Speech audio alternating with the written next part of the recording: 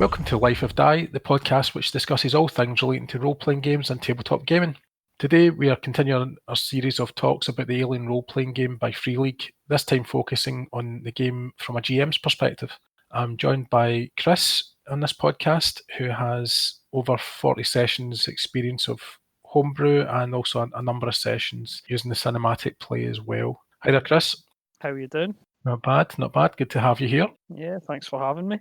No problem, you're very welcome. So just as it is with this podcast, probably most GMs will be asking themselves where they should start, because the rulebook gives you lots of different options and probably has a lot of different stories bubbling in your mind. Was that your experience of it? Yeah, definitely. There's, like you say, the book is full to the brim with all sorts of different information for you to take on board. Like, there's full of things in there about the corporations and the things they're up to and who their main rivals are and all this. And plus the map that's included with the starter set. Yeah. It's just got a whole host of planets and colonies and information about them in the book as well, telling you what they do. And yeah, so it leaves you kind of with a bit of an overload, I found, especially when you're coming to write your own adventure, as you say. Yeah, so in this episode we will be looking at about how you go about writing an adventure. We're going to do a follow-up one about writing a campaign. But this is more from the point of view as, I suppose, as a one-shot or something simple to get the ball rolling. Yeah. So something that we kind of touched on in the previous podcast is that you should probably ask your players, as you did with us, about what kind of adventure they want or expect from this session of Alien that they're going to be playing.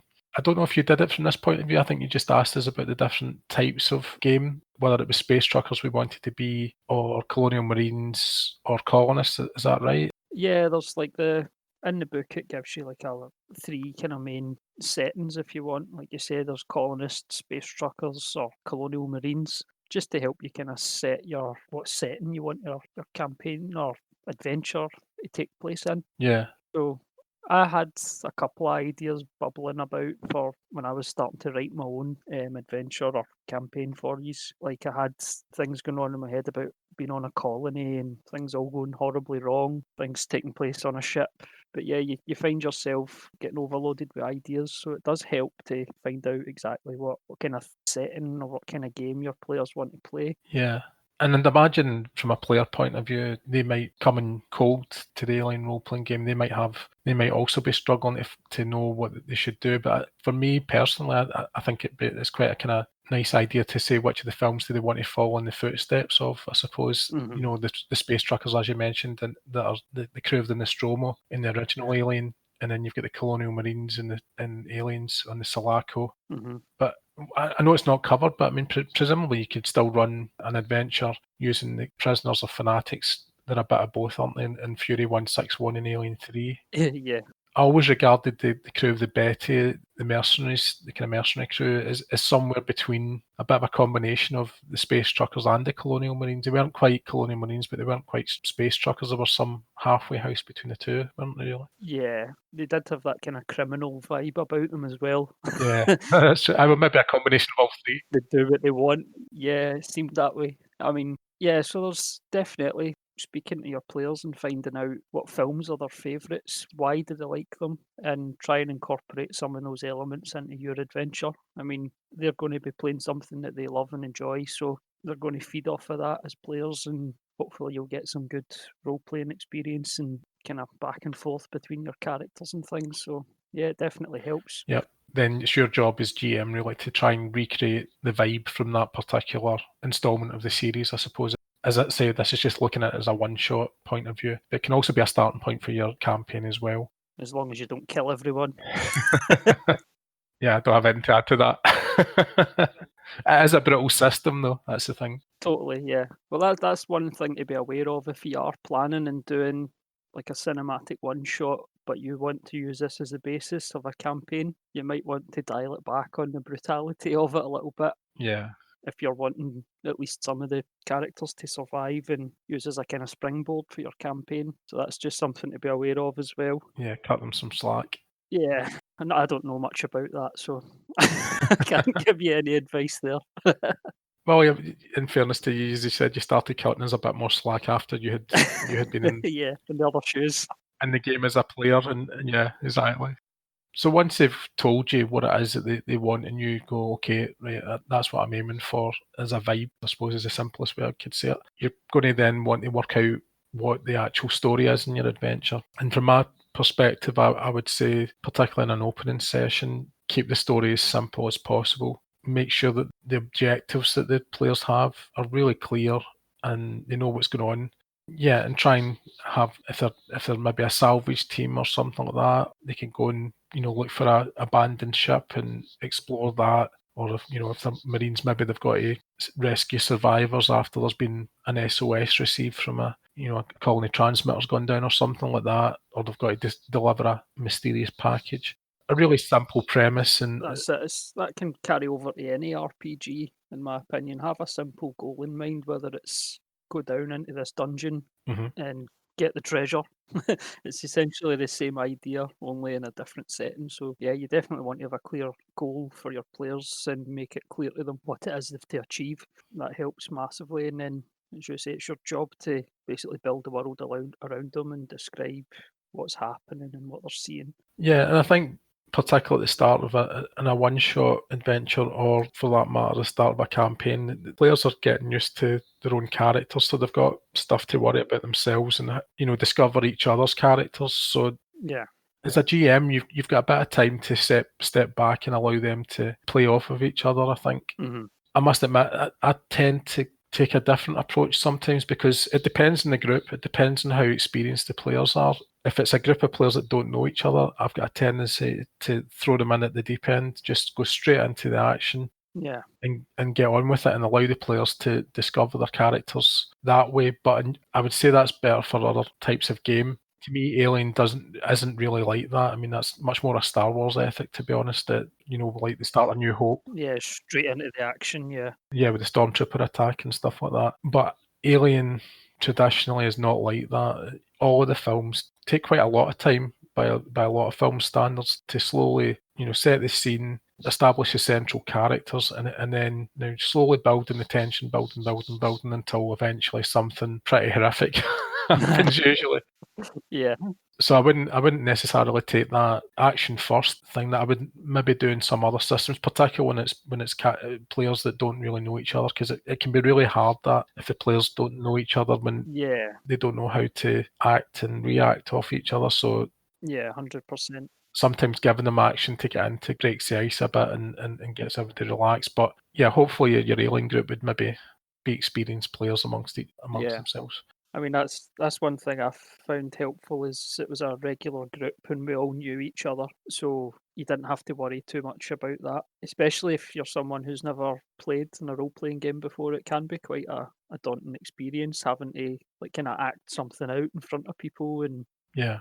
some people are like hold back a little bit. But with us anyway, our group, we've been playing together for a few years now, and yeah, we're not as nervous as we used to be. I don't think so. Yeah, I think as well there was part of that nervousness. It was that we didn't know each other, but there was also the fact we started playing in a pub.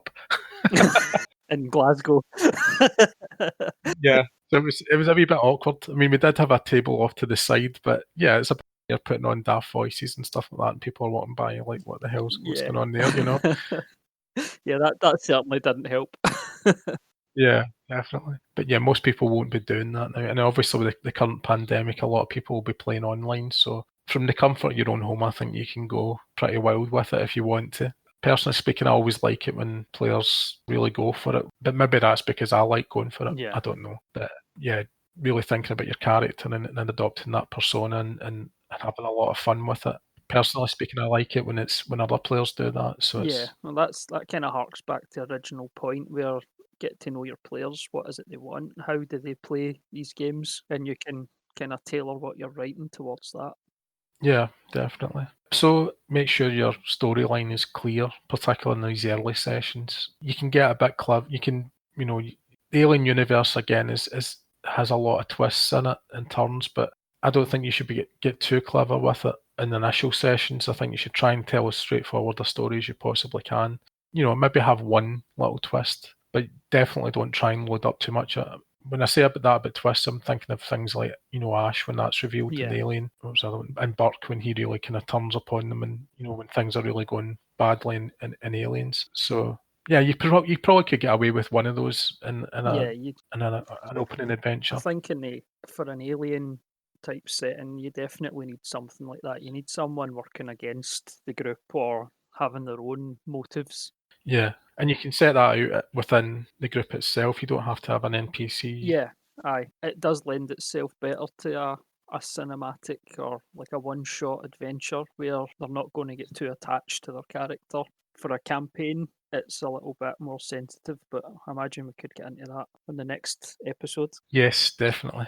So come up with that basic mission, what it is that they're doing, make sure it's clear for the players, and then you can run through that. So once you've got your adventure idea in place, obviously you want to think of your NPCs that you're going to have in it, the team will interact with, and also set up some encounters for it, and work out some cool encounters for the players to deal with. Is there anything else you want to add to that planning stage, Chris? Because obviously you've written quite a lot of adventures. Yeah, I tried to treat my campaign as a series of small adventures or cinematics where each kind of adventure you were going on there was, as you say, a clear goal. So yeah, you want to try and keep that in mind each time. Like you have an objective and you just want to build upon that. Mm-hmm. That's the best way to go about it. And get yourself plenty of imagery. There's a whole load of stuff out there on the internet for you to look at. Comics as well, films, concept art, even the video game Alien Isolation. That is full of like visual cues and things to help you build that world and set the scene. So I like to use a lot of visual kind of things for when I'm coming up with stories, and it just helps me, gets my imagination going, so it might help someone else as well. Yeah, I think it's handy to hand an image over to players so that a picture tells a thousand words, as they say. So yeah, it's quite easy to do that. If you give them an image, then they can visualize it immediately. It's literally there. It's a visualization for them. Exactly, yeah. But neither am I suggesting from a GM's point of view that you should never have description and write out descriptive paragraphs and things that help create the atmosphere. So yeah, I'd agree with you though that a lot of visual images are quite good to have. Obviously, maps and things are other things that you maybe want to put in place when you're designing an adventure. There's a Facebook group for the Alien RPG, and there's a file section on that's just the community have created so much information and aids for you to use in your games, and they're happy enough to share these things with you. So yeah, there's plenty of places out there for you to find these things to use. There's even people who've went to the trouble of writing their own cinematics for you to take on and adapt. Yeah, and they're more than happy for you to use them. So yeah, just gather as much information as you can, and it'll help you in writing your own stories, seeing what other people have done and how they've went about it. And even the starter cinematic, Chariot of the Gods, just having that book and seeing how it's laid out and how freely you've went about structuring it, that can be a massive help as well for you writing your own. To write little descriptions of the rooms on a ship and what they see and what roles to do if something's in that room, for example. It's all laid out there. I mean, I definitely used that when I started writing, trying to copy that kind of structure, and I found that helped greatly as well. No, definitely. I'd imagine that would be a great template for you to work with. Yeah, I think it always helps as a GM if you have a look at not just in particular Alien one, but in all sorts of different role-playing games. If there's pre-published scenarios, they're always worth looking at and seeing. You can see what you think is good and what you think isn't good, and you emulate the things that are really that you think are strong, and that's the way you should GM. A lot of the lessons that you can learn from pre-published scenarios you can apply to really any system. Yeah. On the whole, but I appreciate the fact that the Alien cinematic does have these kind of built-in tensions in the team. Usually that several members of the team are trying to achieve different things, and they're jarring up against each other. Yeah, and that's a great tool for you to use as a GM, is putting players against each other, because it just builds that tension naturally when they start arguing with one another and things like that. Yeah, it's good it's definitely good for a one-shot adventure. I wouldn't recommend too much of it, or be very careful within a campaign, but we can talk about that, as you say, in a future episode. So yeah, once you've worked out, the adventure, you've got yourself some interesting NPCs for the players to play off of, maybe a plot twist here or there, got your maps in place, once you get to running the adventure, I think one of the things that's really key is actually create the atmosphere for the game. Yeah. Because so much of Alien depends on atmosphere, from the films. And so I think things like dimming the lights is probably quite a good way if you've got access to that kind of thing. Hue bulbs in particular. Yeah. You could switch them if the power goes down and the emergency lighting comes on, the red light. Yeah. That is really effective at setting the scene. I remember we done that on a couple of occasions when we were allowed to play face to face. Yeah, It's a little bit more difficult doing it online. definitely. You can't do the lighting online. There's certain elements you can bring in, like the dynamic lighting and things like that on the maps on Roll20, for instance. Yeah. Like that gives a little feeling of like, oh, you're scared to go around the corner and see what's there and all that sort of tension. Definitely. I mean, I found that the dynamic lighting actually worked really well. I deliberately sat in a room that was dark when I was playing that, and I did find that it added to the claustrophobia of it all. But Yeah, you can't legislate when everybody at the table's sat in different households. So some people will be sitting with lots of illumination, and they're just not going to get the same same feel. feel of it. Yeah, I think if you're playing online, sitting in a darkened room definitely helps, and watching what's going on in the screen at Roll20. The other thing you can do, either in person or in Roll20 actually, is add music or maybe ambient sounds, and that helps build the mood. And that's one of the things I quite like about Roll20 is that you can put on music or sound, whatever it is. I've found that it's been a wee bit tricky to use sometimes, and I think you've had the same issues, haven't you? Yeah, I had a few issues with it. Like, I'd paid for all the sound snippets from some of the video games like Alien Isolation and Colonial Marine. So I had all these sound effects of like aliens running through vents and players getting killed and things like that. So but it worked for a little while, and then I don't know what happened, but I don't know if I uploaded too many files or something to it, and it just gave up, and only a few of them were working. And the kind of soundtracks and things, some of them stopped working as well. But yeah, there's hundreds of things out there that you can use to help build that atmosphere. And music was one of the main ones I used. Even when we were playing in person, I had like the tablet sitting beside me playing a playlist. Yeah, I mean, I think that was the ideal way to play it was, obviously face to face, and that you do have, Mm-hmm. if you've got access to a laptop or something like that you can just play the bank of sounds or music that you've planned for the adventure. I mean, I think it's great when you can create music that way. Yeah.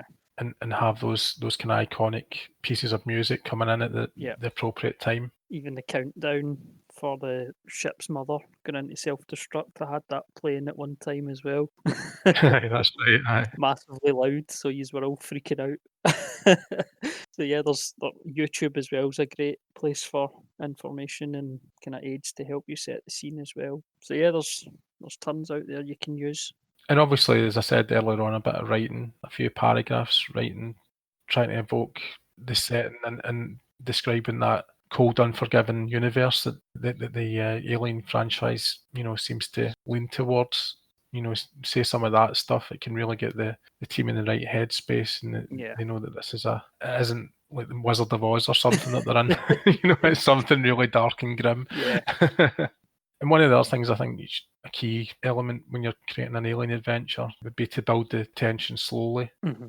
As we were alluding to earlier on, none of the alien films start with a battle. Yeah.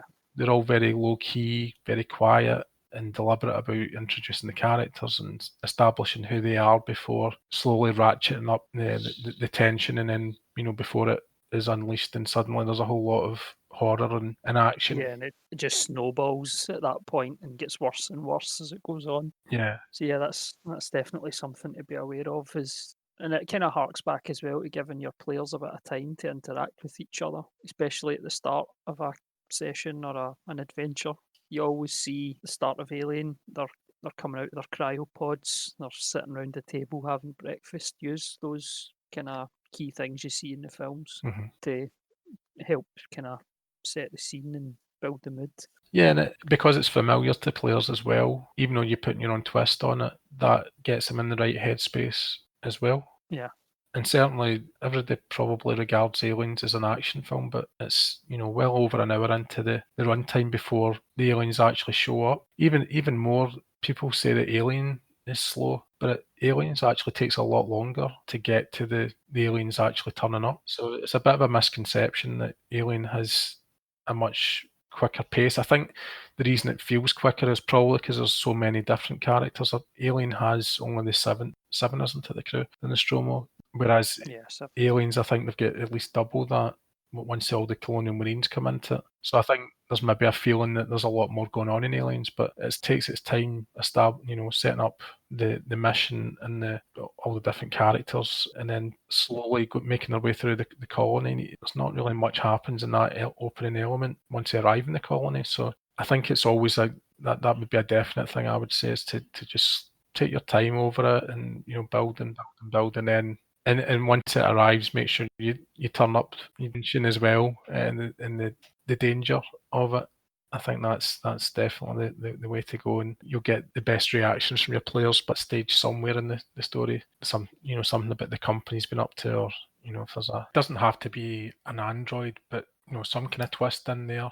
And the other thing I would recommend is having a countdown. That's something I think is a great tool to put in, frankly, any role playing game, but Alien in particular, these countdowns seem to happen quite a few times. There's a race against time at the end for the climax of the story, and there's nothing that focuses the player's minds better than if you say that it's actually you're playing in real time now. You've got 10 minutes to escape.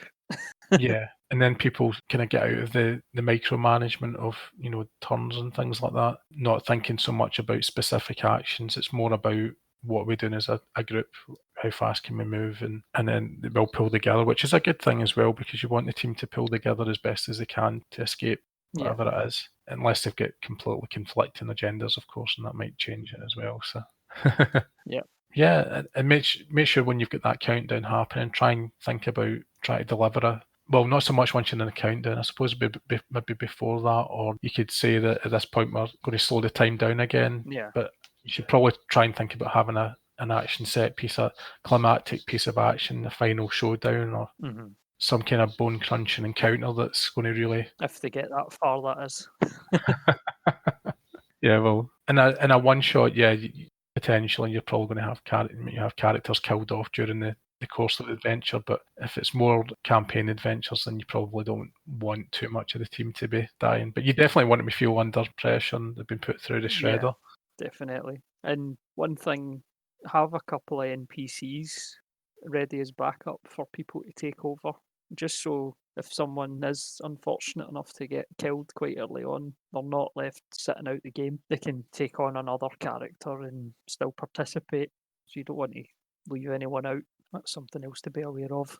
Yeah, and probably something we probably not mentioned, which we should do, is the stress mechanic. We did talk about it in the previous episode, but the stress mechanic is definitely something you as a GM want to be very aware of, and you should probably have a think about having points where you know ahead of time that you're going to dole out stress points. Yeah. So they're going to encounter something gruesome. Yeah, finding a body or something horrible happens to one of their friends or an NPC. Use that stress mechanic to help build that feeling of tension, because it works really well. It does work really well, and I know that from being in the receiving end of it quite a lot. Yeah, you find yourself scared to roll dice at points. So yeah, you definitely want to use them wisely and bring those kind of elements into your environment.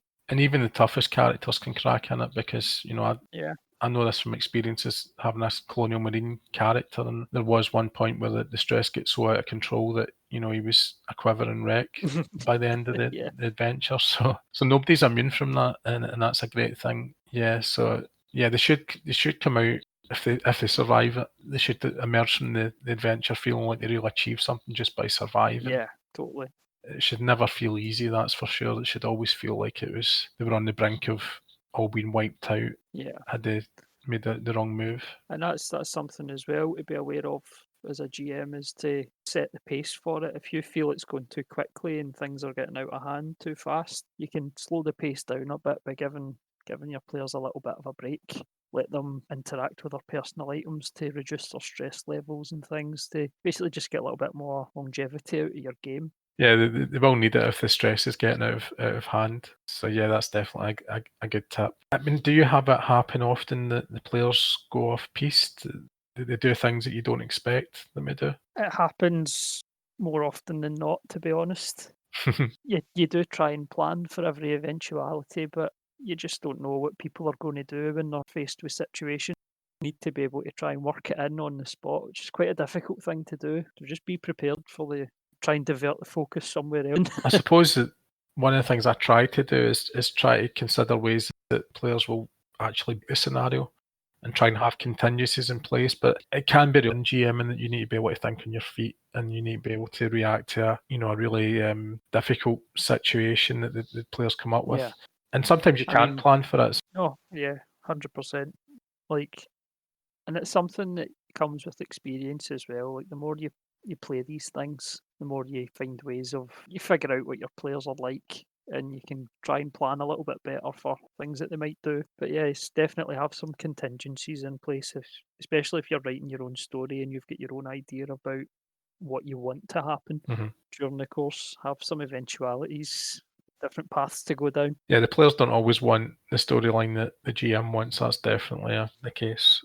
Probably the other thing which is quite notable about Alien, I would say, is about the rules aren't quite as important as I think. I should caveat this. Every RPG, to me, the thing you should be focused on most as a GM is a story. Delivering a story that makes the players feel that they are critical to the action. They are the central characters in it. If it was a book, they are the central characters. The action that revolves around them. It's about them. But yeah, one of the things I quite like about Alien is it doesn't really care too much about the rules.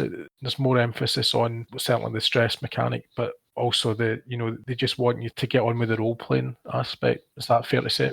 Yeah, I mean, it tells you in the book, it's like don't have your players rolling for every door they have to open or every computer they try and interact with. Try and make it like something of a importance when they actually get to roll the dice, like they're trying to hack into a computer system. Maybe that's something different. And don't let them just keep rolling constantly and pushing their roll to try and basically get the result that they want from the dice. If they fail, that's it, they've failed. They need to try something totally different. So yeah, there's a bit of an emphasis on that. Like we don't want to get bogged down too much with the rules. But yes, they are important when it comes to things like combat and all that, as is every RPG. But it's not like you have to roll for everything you're doing in the universe. Yeah. Would you encourage players to read the rules, or would you take a view that, I mean, certainly I wouldn't say it's really the case in Alien so much, but there are definitely players out there that are, when they read rules, they become rules lawyers, as it were. Yeah, I think it depends on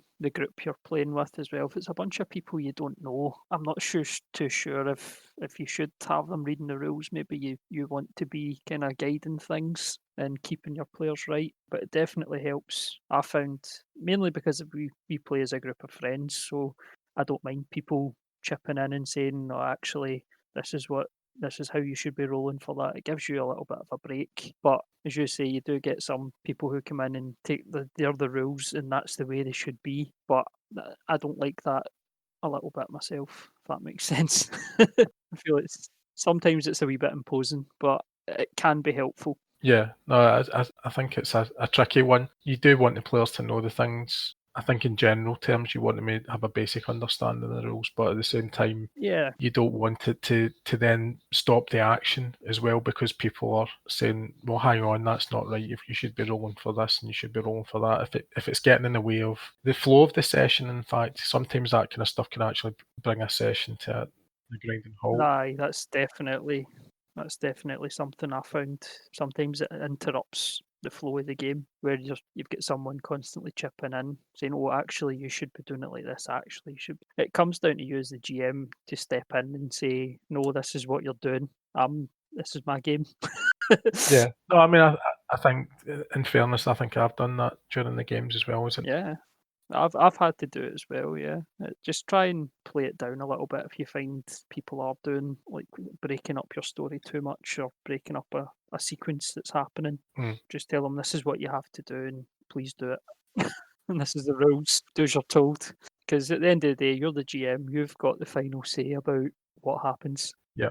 The way I see the rules is they're kind of guidelines for you rather than actual rules. Yeah. And maybe getting back to one thing we probably should have said at the very start was even though we've kind of recommended asking the players what they want from the scenario. I think another great thing you can do as a GM is imagine yourself as being a player, and what would the story be that you would like to happen? What things would you find cool in the game to encounter and to have to deal with, or obstacles or puzzles even sometimes, just Yeah. trying to kind of mix up the different challenges of the game, I think, is always a good thing to do. Yeah. I think the main thing as well for a GM is you need to have fun as well. I mean, don't feel too much pressure for it. Try and relax. Like, especially if you're playing with your friends, they're going to understand that you're creating this for them, and it's your game. You're trying to put yourself out there, and it can be quite a nerve-wracking thing at first. But yeah, try and relax and have a bit of fun with it, and as you say, do put things in there that you think were really cool in the films, or things that happened, or things you've seen in other films or read.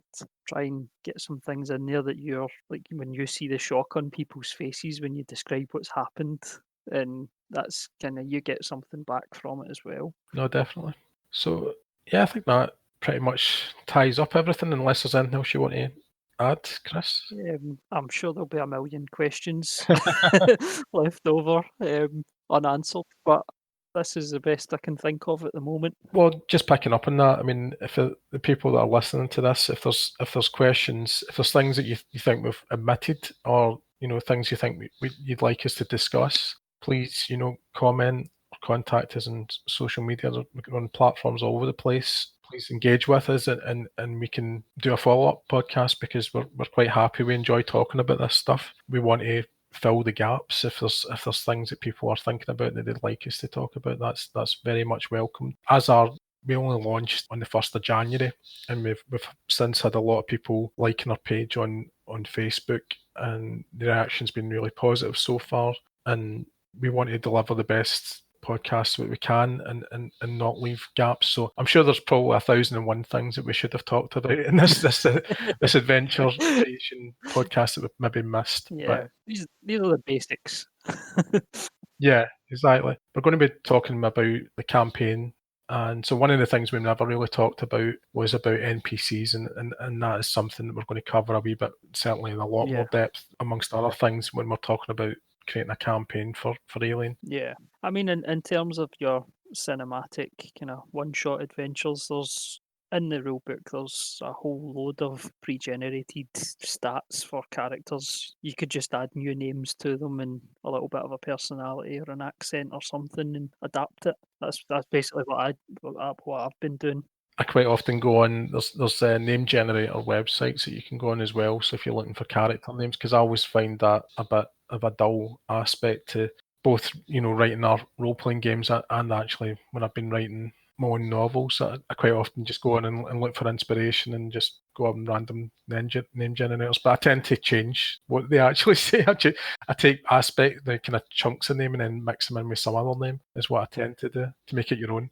Aye. I mean, the name generators are something as well that they can be used for anything. Names of machinery and things like that. If you're struggling for descriptive words for things, there's name generators out there for everything. Spaceship names, the whole works. So yeah, use those tools and take inspiration from them. So thanks for joining us for this chat, Chris, and yeah, no problem. Thanks to everybody that's listening and following the podcast and helping us, supporting us online by liking, subscribing, sharing, following, whatever you're doing. It's all really appreciated. As are for anybody that's listening to this on iTunes, please leave us a review. That makes a massive difference to us getting this out there. Yeah, thank you for listening, and we'll be back next time. Will be another GM focus for Alien, and it will be on campaign creation and how you go about writing a campaign. So until then, keep on living the life of Die.